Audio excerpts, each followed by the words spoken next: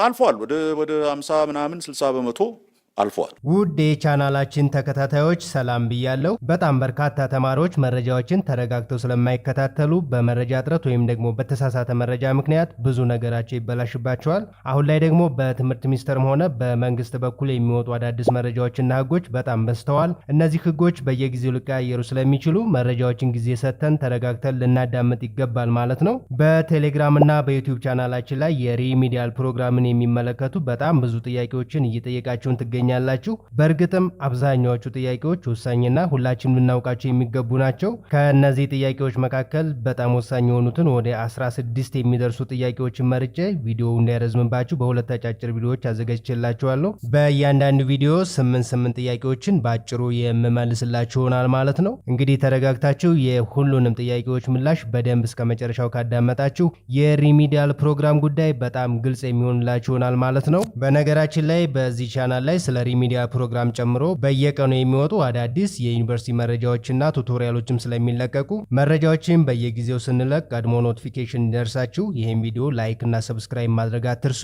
ወደ ጥያቄዎቹ ስንገባ ደግሞ በዚህ ቪዲዮ ላይ 8 ጥያቄዎችን የምመልስ ሲሆን እስከ መጨረሻው እንድትከታተሉ ጋብዛለሁ።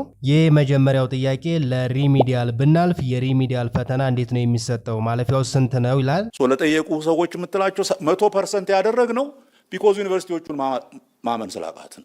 እንግዲህ በጣም ጥሩ ጥያቄ ነው። ከዚህ ላይ ማወቅ ያለብን ባለፉት ዓመታት የነበረው አሰራር ዩኒቨርሲቲ ውስጥ በምትማሩበት ጊዜ የሚሰጡ ምዘናዎች ለምሳሌ እንደ ኩዊዝ፣ እንደ አሳይመንት እና የክፍል ተሳትፎ ያሉ ከጠቅላላ ውጤት 30% ይይዙ ነበር። ቀሪው 70% ደግሞ በትምህርት ሚኒስቴር በማዕከል ከሚሰጠው የማጠቃለያ ፈተና ነበር የሚያዘው። ይህ አሰራር ግን በትምህርት ሚኒስቴር መስከረም 14 ቀን 2017 ዓ.ም ባወጣው አዲስ መመሪያ ሙሉ በሙሉ ተሽሯል ማለት ነው። ስለዚህ በአዲሱ ህግ መሰረት ዩኒቨርሲቲ ውስጥ ምዘናዎች ወይም ኮንቲኒየስ አሰስመንት ለማለፊያ ውጤት ምንም አይነት ድርሻ አይኖራቸውም ማለት ነው። እንግዲህ የማለፊያ ውጤታቸው የሚወሰነው 100% በማዕከል በሚሰጠው የማጠቃለያ ፈተና ብቻ ይሆናል ማለት ነው። ይህ ማለፍ ፈተናው የሚዘጋጀውና የሚሰጠው በአገር አቀፍ ደረጃ በትምህርት ሚኒስቴር ሲሆን የማለፍና የመውደቅ ጉዳያችሁ ሙሉ በሙሉ በዚህ በአንድ ፈተና ውጤት ላይ ብቻ ይመሰረታል ማለት ነው። የማለፊያ ነጥቡን በተመለከተ በአዲሱ መመሪያ መሰረት አንድ የሪሚዲያል ተማሪ ሙሉ ፕሮግራሙን በተሳካ ሁኔታ አጠናቆ ወደ መደበኛ የአንደኛ ዓመት ዩኒቨርሲቲ ትምህርት ለመሸጋገር በማጠቃለያ ፈተናው ላይ ከ50% በላይ ማምጣት ይጠበቅበታል ማለት ነው።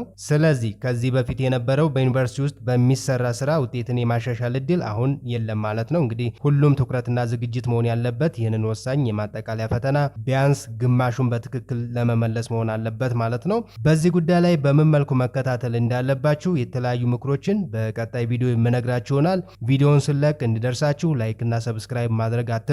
ወደ ሁለተኛው ጥያቄ ስንሄድ ደግሞ የሪሚዲያል ትምህርት ለምን ያህል ጊዜ ነው የሚሰጠው ይላል። እንግዲህ የሪሚዲያል ፕሮግራም የሚሰጠው ለአጭር ጊዜ ሲሆን አብዛኛውን ጊዜ የሚቆየው ለ4 ወራት ብቻ ይሆናል ማለት ነው። ይህ የሆነበት ምክንያት ደግሞ ሪሚዲያል ሙሉ የአንድ ዓመት ትምህርት ሳይሆን ተማሪዎች የጎደላቸውን እውቀት በፍጥነት አሟልተው ወደ መደበኛው የአንደኛ ዓመት የዩኒቨርሲቲ ትምህርት እንዲገቡ የሚያዘጋጅ የማካካሻ ፕሮግራም ስለሆነ ነው ማለት ነው። ስለዚህ በአጭር ጊዜ ውስጥ ተማሪዎች ትምህርታቸውን ተከታትለው ለማጠቃለያ ፈተና ዝግጁ እንዲሆኑ ይጠበቃል። እንግዲህ የትምህርት ጊዜው አጭር ስለሆነ ከፍተኛ ትጋትና ጥረት የሚጠይቅ ይሆናል ማለት ነው። ከተቻለ ቀድሞ መዘጋጀት በጣም ይመከራል ማለት ነው። ሶስተኛው ጥያቄ ደግሞ ፕሮፌሰር ብርሃኑ ነጋ ከ40 እስከ 50 ያሉት ነገር በትክክል ወደ ነጥብ ሲቀየር ምን ማለት ነው? እንዴትስ ነው የሚሰላው?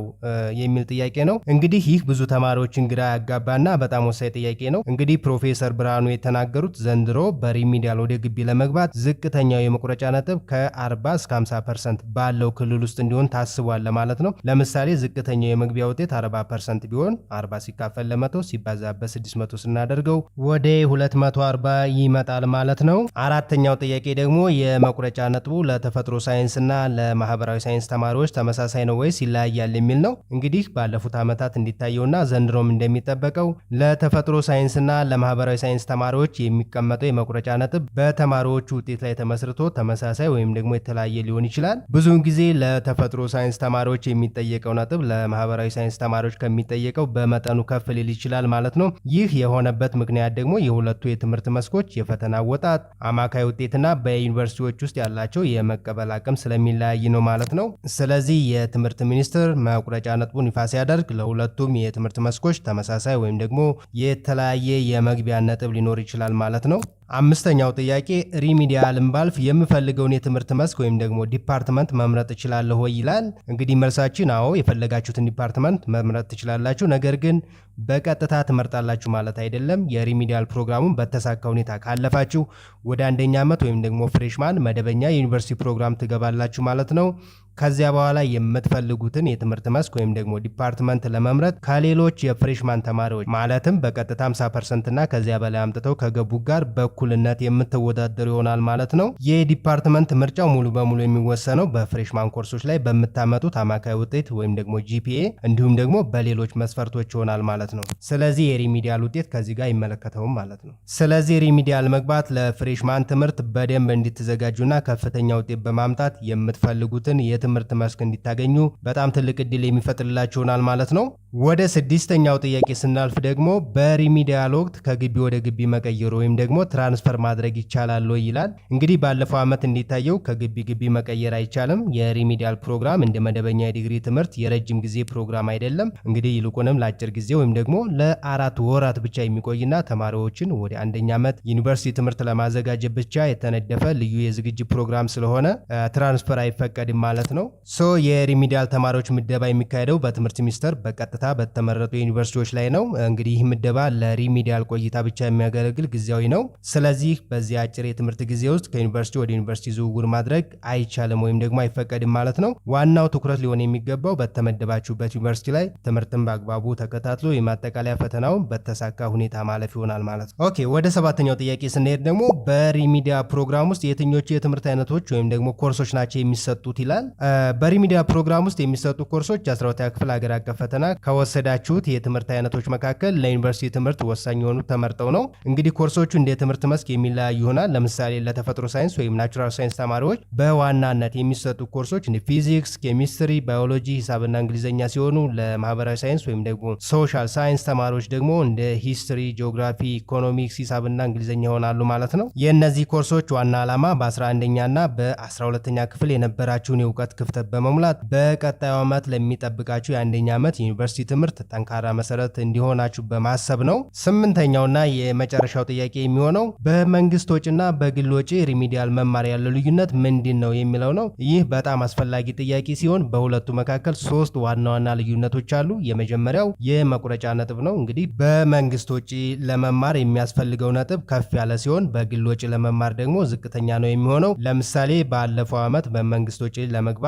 ለተፈጥሮ ሳይንስ ተማሪዎች 204 ነጥብ ሲያስፈልግ በክፍያ ለመማር ብቁ ለመሆን ግን 186 ነጥብ ብቻ በቂ ነበር ማለት ነው። ሁለተኛው ልዩነታቸው ደግሞ ያው የወጪ ጉዳይ ነው የሚሆነው። በመንግስት ስትመደቡ ትምህርት፣ መኝታና ምግብ በነፃ ሲሆን በግል ስትማሩ ግን ሁሉንም ወጫችሁን ራሳችሁ የምትሸፍኑ ይሆናል ማለት ነው። ሶስተኛው ልዩነት የተቋም ምርጫ ነው። እንግዲህ በመንግስት ስትገቡ የትኛው ዩኒቨርሲቲ እንደምትመደቡ የሚወስነው ያው ትምህርት ሚኒስቴር ይሆናል ማለት ነው። በግል ወጪ ስትማሩ ግን እውቅና ባላቸው የግል ኮሌጆች ወይም ደግሞ በመንግስት ዩኒቨርሲቲዎች ውስጥ የመምረጥ ነፃነት የሚኖራችሁ ይሆናል ማለት ነው። በአጭሩ እንግዲህ ያመጣችሁት የ12ኛ ክፍል ውጤት በነፃና በተመደባችሁበት ግቢ የመማር እድል እንደሚሰጣችሁ ወይም ደግሞ በክፍያና በፈለጋችሁበት ተቋም የመማር አማራጭ እንደሚኖራችሁ ይወስናል ማለት ነው። ከእናንተ የመጡ ሌሎች 8 ወሳኝ ጥያቄዎችን የመለስኩበት ሌላ ቪዲዮ አለ። ሊንኩን ከዚህ ቪዲዮ በታች ኮሜንት ላይ የማስቀምጥላችሁ ይሆናል። ወይም ደግሞ ቀጥታ በቻናሉ ላይ ገብታችሁ ማግኘት የምትችሉ ይሆናል። በጣም ወሳኝ መረጃ ስለሆነ ሙሉን እንዲሰሙት ለማሳሰብ እወዳለሁ። እንግዲህ በዚህ ቻናል ላይ አዳዲስ መረጃዎችን ለተማሪዎች ስለምንለቅ መረጃዎችን ስለቅ ቀድሞ ኖቲፊኬሽን እንደርሳችሁ ይህን ቪዲዮ ላይክ እና ሰብስክራይብ ማድረግ አትርሱ። መልካም ጊዜ